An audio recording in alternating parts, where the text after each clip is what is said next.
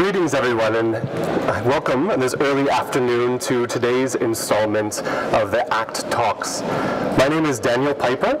I am your ACT Alliance representative in New York at the United Nations. I wanted to take a little time today to discuss what we do in New York, what issues we cover, and considering that the New York office is the newest office of the ACT Alliance, we thought this opportunity at the General Assembly of the World Council of Churches was a perfect moment for us to discuss exactly what we're doing in collaboration with the World Council of Churches in New York. Before I begin, I wanted to talk a little bit about why does the ACT Alliance engage in advocacy in the first place? So we have a biblical mandate that talks about doing service, working with the poor, reaching out to the most vulnerable. This is something that we take innate. We just do it because it's happening. We do it because we see the need. I think globally, we look at these issues, this work has informed what we do in terms of service provisions, in terms of sustainable development programs, in terms of our responses to humanitarian crises. But what's the next step? Why is there an obstacle to taking this service provision approach to the public circle, to the public square? In our advocacy work, we're focusing on the systemic roots of these problems, looking at issues of climate change, as we discussed yesterday, looking at issues that cause conflict around the world, looking at why are there economic disparities, why are there inequalities, and how does governance impact decisions that are made that then allow these problems to exist. We start all of our advocacy work at the United Nations on an assumption that we share throughout ACT Alliance, that is, poverty only exists because policymakers allow it to.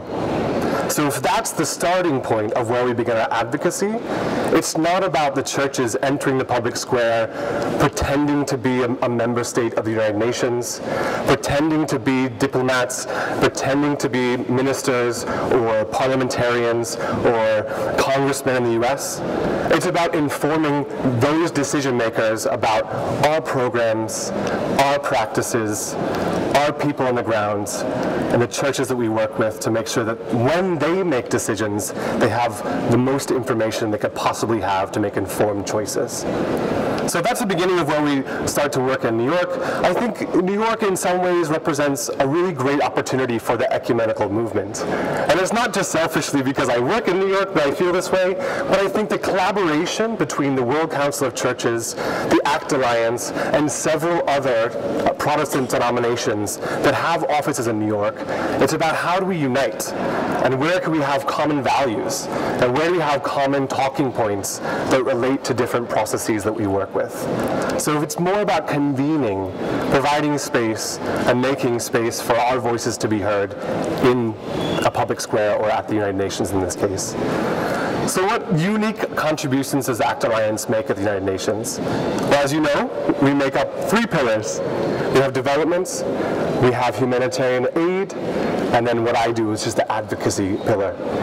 So we look at our programs and we say, where we have success stories? Where are we doing development practice that's really making a change in people's lives? I think the benefit of these ACT talks throughout the process is that we've really identified a series of thematics, of pieces in different parts of the world where we're doing great work, where I think the world is actually changing for the better. What we want to do in New York is echo those stories. Take that narrative from India, from other parts of Asia, from Africa, and from Latin America, and even the US, and say, this is what we're doing. We're already doing this work on the ground. How can we better integrate our work with what the UN is doing, what secular organizations are doing, so that we don't replicate each other's work, so that every dollar spent towards these programs is done in an efficient way. I would say that, again, having a shared office with the World Council of Churches in New York is particularly appropriate because the priorities, as we've discussed at this conference, of the WCC, look at issues of religious freedom, look at issues of human rights, look at issues of indigenous populations, and which only complements the work of ACT Alliance, focusing on sustainable development. Each of the issues the WCC has prioritized fits very well into a broader conversation on sustainable development. development.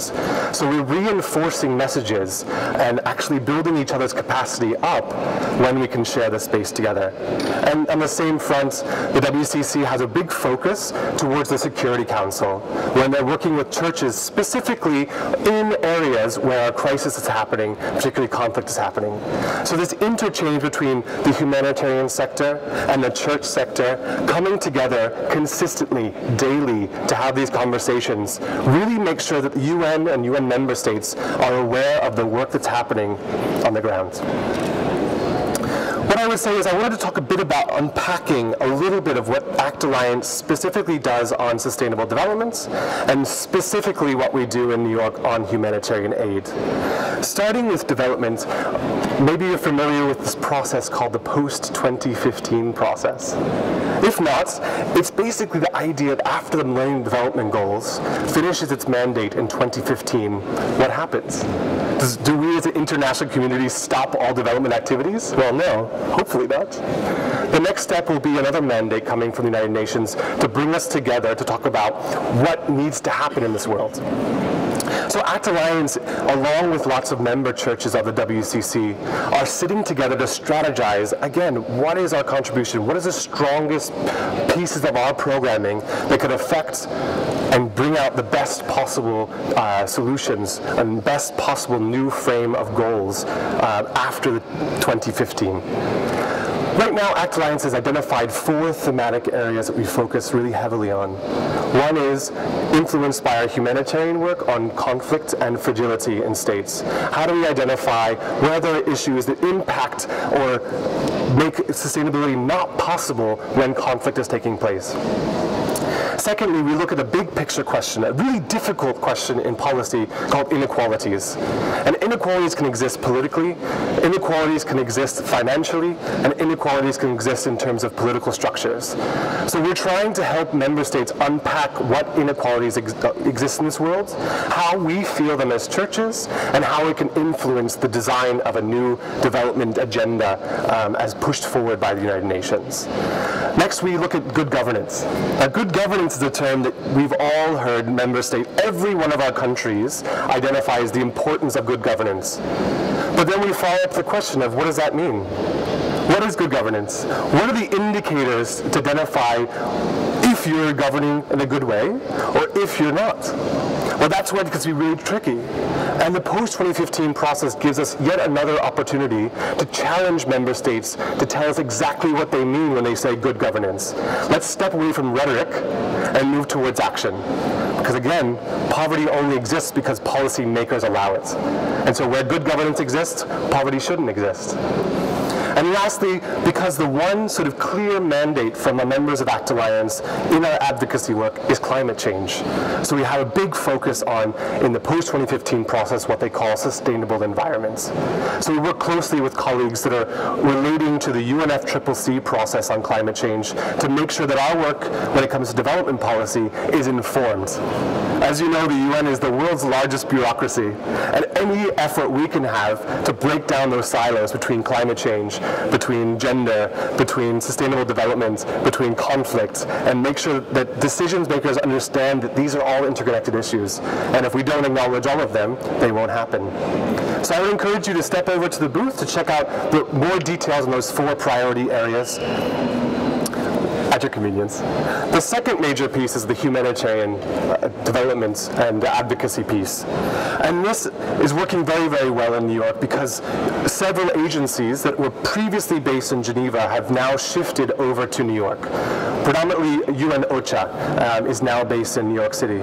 So having an open dialogue consistently with that particular UN agency has opened up some significant doors for us.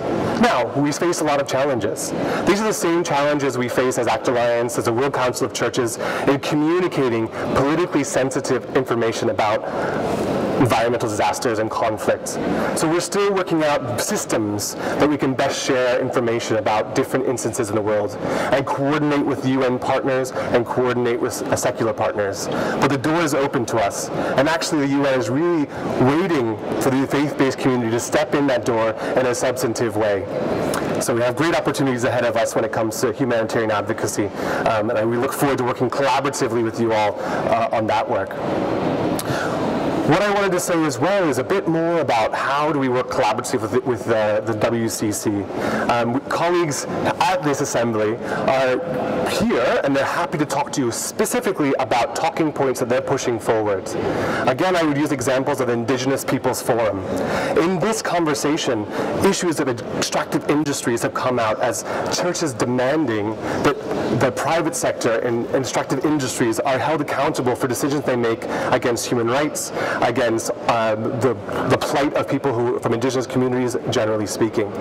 And so we're reinforcing these messages across the board in our work on sustainable development, in our work on humanitarian aid, and it just is a great example of how, as an ecumenical family, we can collaborate, we can work together. Again, I'll repeat it, because poverty only exists because decision makers make it happen. Secondly, we'll talk a bit about how we work with other churches in a New York context.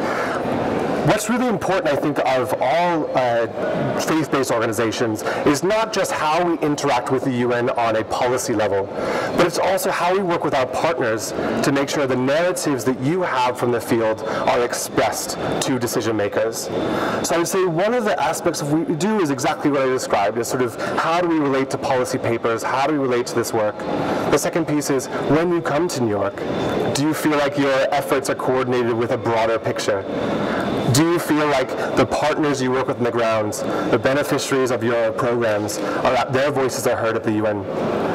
I think we have some more work to do in terms of making sure those voices are heard. And I would say that part of why I'm here in the new office of the ACT Alliance is to open an invitation to you all to say, when you have particularly productive and effective programs and you have individuals that specifically can speak to the needs of the communities where you work, we want to make that heard in New York.